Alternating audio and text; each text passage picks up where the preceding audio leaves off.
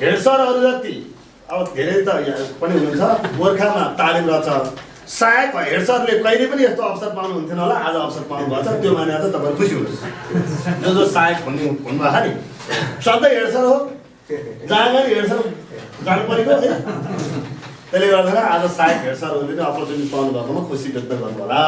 र अब यहाँ अघि हाम्रो श्रोता सरले धेरै कुरा गरिसक्नु भएको छ, त्यही विषयहरूमा जोडिएर नै हामी अब कुरा गर्दैछौँ है। हामी सबैको उद्देश्य भनेको हाम्रो विद्यालय, हामीले भन्दाखेरिमा चाहिँ मनप्रसाद सर बाहेक हामी तीनजना यता बस्नेले भन्दाखेरिमा चाहिँ आरुघाट गाउँपालिकाको विद्यालयको वकालत गर्छौँ है। सबै विद्यालय नेपालको एडभान्स स्कुलहरू छन् नि, प्राइभेट स्कुलहरू, त्यो प्राइभेट स्कुलसँग प्रतिस्पर्धा गर्नको लागि हाम्रो विद्यालय तयार छ भन्ने बनाउन खोज्यो भने तपाईहरुले तपाईहरुको विद्यालय म रातो बंगलाको विद्यालय, रातो बंगलाको विद्यार्थीसँग द एक्सेलसियोसँग अनि सेन्ट म्यारिज सेन्ट जेभिस के छन् नि, ती विद्यालयका विद्यार्थीसँग मेरो विद्यार्थी कम्पिटिसन गर्न सक्ने बनाउँछु। कम्पिटिसन गर्न सक्ने बनाएर मात्रै हुँदैन, त्यसको प्रतिफल रिजल्ट पनि राम्रो निकाल्छु भन्ने उद्देश्यका साथ बेला बेलामा स्रोत केन्द्रबाट तपाईहरुलाई हेडसरहरूलाई प्राय हेडसरहरूलाई मात्रै तालिम भइरहन्थ्यो। अध्यक्ष त्योहरू पैसा नै गर्न नपाउने भएको कारणले न्यासै लागेर जो न्यास मेटाउनु पर्यो। हामी आएको 1 वर्ष भइसक्यो, को कस्ता अनुहारको चाहिँ विद्यालय व्यवस्थापन समिति अध्यक्षहरू पनि हुनुहुँदो रहेछ, यो जम्काभेट गर्ने काम हजुरले गर्नु पर्यो भनेर स्रोत व्यक्ति सरलाई अनुरोध गरेर आज हामी यहाँ बसिरहेका छौँ। र तपाईहरुको हातमा अब राम्रै कुराबाट जाउँ, नराम्रो कुरा अन्तिममा भएर म एउटा बयान निस्कौँला। तपाईहरुको हातमा अस्ति लिएको स्तर मापन परीक्षा को नतिजा आइसकेको छ। दिन त उहाँहरूले धेरै कागज दिनुभएको छ, धेरै कागज मध्येमा एउटा दुईटा कागज चाहिँ विद्यालयको लागि छ, केही कागज मात्र तपाईहरुको सेवा सुविधाको बारेमा होला, त्यसलाई व्यवस्थापन गर्ने सवालमा होला भने यो स्तर मापन परीक्षा सञ्चालन गर्दा यहाँहरूलाई कस्तो लाग्यो? धारापानी माध्यमिक विद्यालयको अध्यक्ष राम्रो छ। अब आफ्नो विद्यालयको रिजल्ट हेर्दा राम्रो छैन हैन। अनि अर्को कुरो के भयो यसमा सर भन्दा त्यो परीक्षा हुँदैछ भन्ने कुरा पनि हामीलाई अलि जानकारी भएन के सर है। त्यो भइदिएको भए हामी पनि अलि टाठो हुन्थ्यौँ कि जस्तो हामीलाई लागेको छ। अब समग्रमा अब छलफलको विषयमा अहिले कुराहरू निस्केला, मलाई पनि लागेका कुराहरू भन्नुला।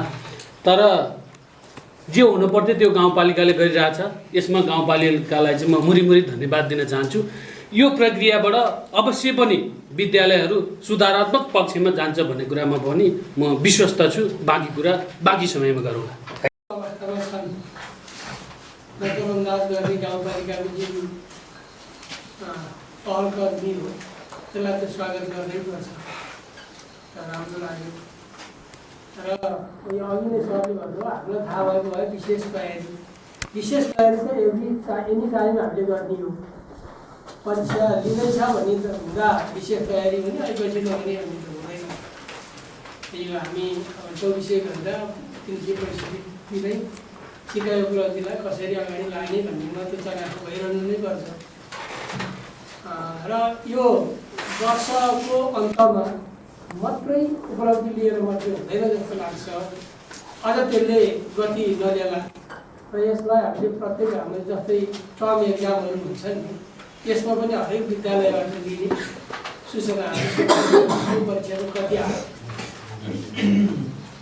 भन्ने कुरातर्फ अझ गाउँपालिकाले गरिरह्यो भने यसमा पनि सम्पर्क गरेर होला अझ बढ्नेछ भन्ने सुझाव पनि दिन चाहन्छु।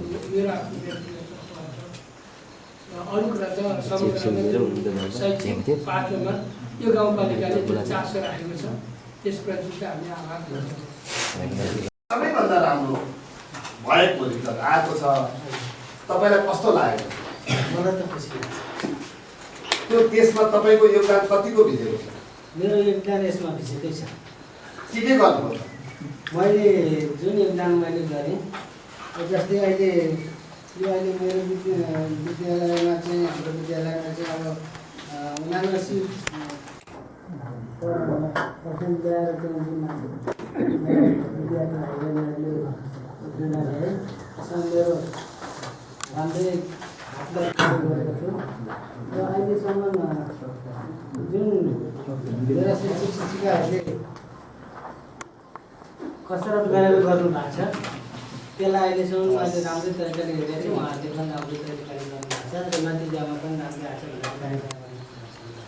अनि यसो भन्ने गर्छन् नि तपाईँको निमावि जुन जेलमा थियो हामी सेन्टरबाट त्यहाँ किन भयो त भन्दाखेरि त विष्णुपुराबाट त्यहाँ आउनुपर्ने त्यो सेन्टर घर त्यहाँ गरियो। आखिर त्यहाँ भवन चाहिँ अहिलेसम्म चाहिँ ट्रस्टकै अवस्थामा भवन थिएन, है बनिरहेको छ अहिले। अनि हामीले चाहिँ विद्यार्थी लिएर गयो, आएको बेला चाहिँ मात्रै भवनमा राखियो, एउटा पुनर्निर्माण भएको कोठामा राखियो। उनीहरूले चाहिँ सरल लेख्न पाए, उनीहरू चाहिँ यहाँ कुनै पनि उसमा निस्किएन हुनु, उच्चमा निस्केन निचमा निस्केन हुनु त्यो भयो। अनि उनीहरूलाई चाहिँ तलसम्म त्यो झाब्रोमा लिएर गयो। बाहिर चाहिँ त्यहाँ गएर चाहिँ बसाइ अवस्थामा हामीले म नि गएको थिएँ सुरुमा त गएर त्यहाँ बसिसकेपछि त्यहाँ दुईवटा स्कुलको ठाउँमा भयो 3-5 भनेको भयो। अनि त्यसपछि हामी चाहिँ तपाईँहरू चाहिँ नबस्नु, हाम्रो एकादश सर चाहिँ त्यहाँको प्रति उहाँको जिम्मेवारी बस्छ। अनि त्यसपछि जहिलेकाम गर्छ भने त्यसपछि त्यो झाप्रोमा बसी त्यहाँ बसेकोलाई बाहिर निकालिदियो। अरू कोठा पनि थाहा भएन, त्यहाँ परिस्थिति पनि त्यति छ। अनि जो मुसलधारे पानी पऱ्यो तिनीहरू जानु सक्दैन। अनि मैले काजिला गरेर पछि हाम्रो विद्यार्थी पाएन, हाम्रो मिसहरू जानु पऱ्यो भनेपछि गाउँको के भयो यस्तो भएन, विद्यार्थी अरू कोठामा नसाध्याएको नि त्यो कुरालाई। ए के पनि हाल्नु पर्छ, त्यो के पनि हाल्नु जाँदाखेरि हुन्छ म दिन्छु भन्यो। तर 1 घन्टा बितिसकेपछि अनि उहाँले फेरि मैले एक ठाउँ राखेँ भनेर भन्न आयो। अनि राख्यो होला भनेर भनेको होइन। ती विद्यार्थीहरूले चाहिँ पछि गएर केही कापी चाहिँ उनीहरूको हातमा पऱ्यो, तर उनीहरूले लेख्न पनि पाएन। र तर यो केही पनि होइन, कक्षा 3 को कुरा, कक्षा 3 को 5 को तिनीहरूले अरू ठाउँ साथी क्या 8 त माथिल्लो भवन भयो, तिनीहरू झर्नै परेन त्यो तलको झाप्रोमा। अनि त्यो भए केही पनि होइन भने यति ठुलो उ रहेछ केही पनि होइन भने त्यसरी जति मिनट बस्छ त्यति मिनट चाहिँ टाइम दिएको भए हुन्थ्यो। अथवा व्यवस्था चाहिँ एउटै क्लासपछि अर्को विष्णु प्राविको त्यहाँ राखेको थियो, त्यो एक ठाउँ भयो भने चाहिँ एउटै कोठा राखेर के को गरिहाल्थ्यो र। अनि त्यस्तो किसिमको भयो, त्यहाँ पानी पऱ्यो, पैसाहरू पनि त्यति दिन सकेन, त्यहाँ मिस्टेक भयो, सिधै जाने भयो। त्यसरी भयो। अब परीक्षा त्यसको अहिले पनि तयारी छ होइन, अब सम्भव त छैन होला, अर्को वर्षको लागि तयारी हुन्छ। र अब त्यो एकदमै त्यो भएको केही पनि होइन भनेर गरिदियो, मुसलधारे पानी त्यो यही हुन रहेछ भयो, दुईवटा नभयो। मुसलधारे पानी पनि आएन, पानी पनि आएन,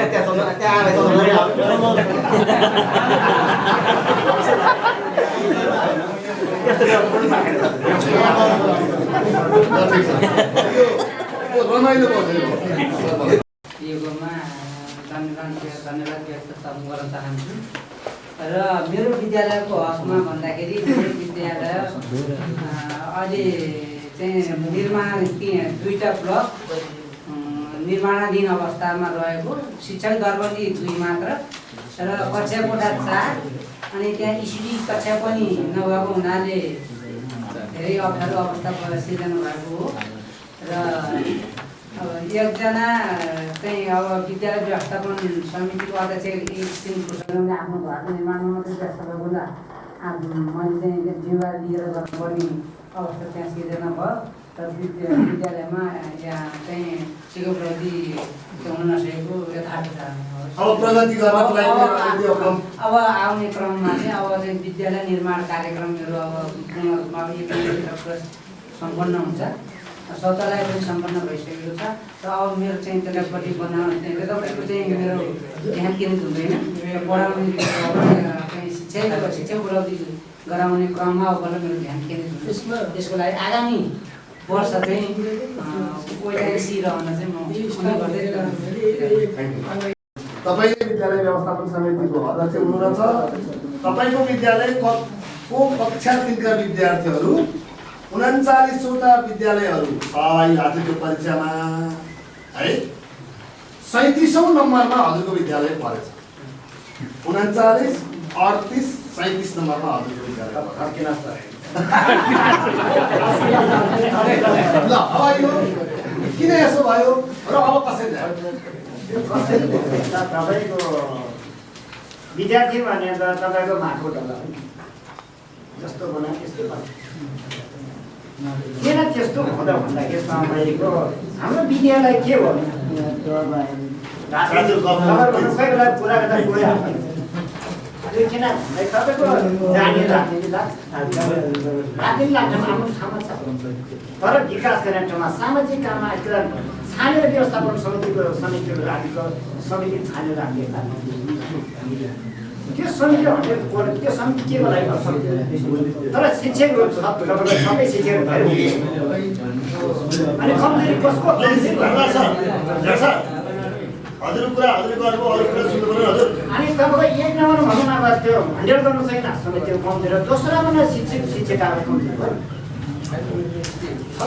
ल्याउनु फर्केर 37 नम्बर कसरी पढ्यो भन्दा कसको कमजोर यहाँ सर हुनुहुन्छ सबै हेड सर हुनुहुन्छ विद्यालय शिक्षक शिक्षिकाको कमजोर भयो त्यो त माटोको डल्ला हो नि तपाईँको त्यो विद्यार्थी जस्तो बनाएको त्यही अब हामीले त्यसै हो हजुर ठिक छ अब त्यो ठिक छ यति सम्म जो भयो होइन आदि बनाउँदा भन्छ नि भन्दैन अब किसिम त्यस्तो भागी फर्किनास भागी अब फर्किनास कसरी ल्याउनुपर्छ भन्ने कुरा अब हेर्छन् यही हुन्छ होइन विद्यालय भनौँ न व्यवस्थापन समितिमा फैसला के गर्नु जाने सल्लाह सुझाव दिने हो त्यो विद्यार्थीले सुधार्ने कस्तो गर्ने त भनौँ न त्यसलाई के बनाउने कस्तो नक्सा बनाउने त्यो त हेड सर भनौँ न शिक्षक अब यी किसिम यस्तो भयो अब चाहिँ सुधर्छ कि हाम्रो त्यसको लागि हजुरले विद्यालय व्यवस्थापन समितिले चाहिँ हजुर अध्यक्ष विद्यालय व्यवस्थापन समितिले केही योजना बनाउनु भएको छ अहिलेसम्म तपाईँको म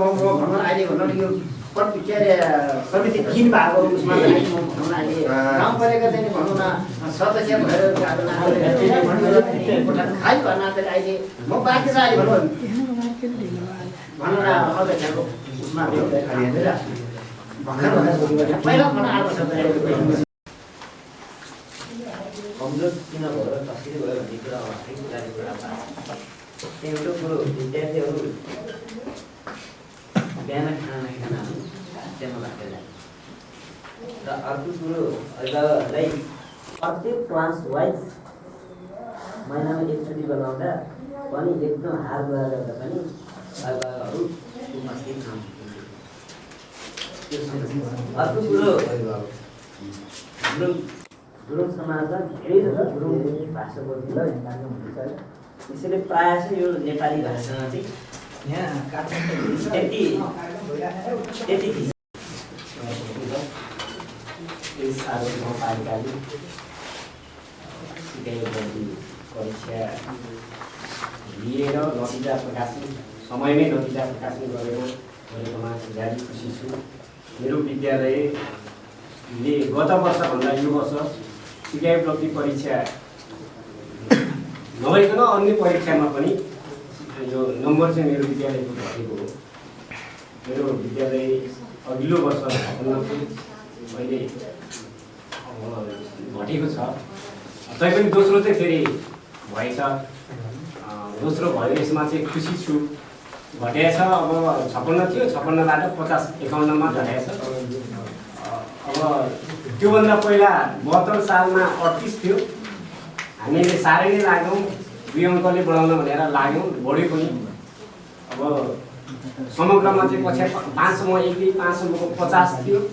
कक्षा 5 को चाहिँ 56.27 थियो र अहिले चाहिँ 5 को 51 तिर आइपुग्यो। त्यसले गर्दाखेरि चाहिँ मेरो विद्यालय घटेको हो। समग्र गाउँपालिकामा चाहिँ दोस्रो स्थान हासिल गर्न सके पनि मेरो विद्यालयमा चाहिँ हाम्रो त्यो चाहिँ घटेको हो। अब हामी के मानेमा चाहिँ खुसी छौँ भने गाउँपालिकामा अथवा स्रोत केन्द्रमा आउँदाखेरि प्राविको भनेको चाहिँ हेर्ने आँखै अलि अलग किसिमको हुन्थ्यो। प्राविको हेर्छ भनेको अलि अलगै किसिमको जस्तो व्यवहार हुन्थ्यो। यो परीक्षाले चाहिँ प्राविधिकमा पनि विद्यालय छ है भने यस्तो किसिमको चाहिँ आवास भएको हामीले आफ्नो अपनत्व स्वीकार गरेर अपनत्व भएको चाहिँ हामीले चाहिँ आवास गरेका छौँ र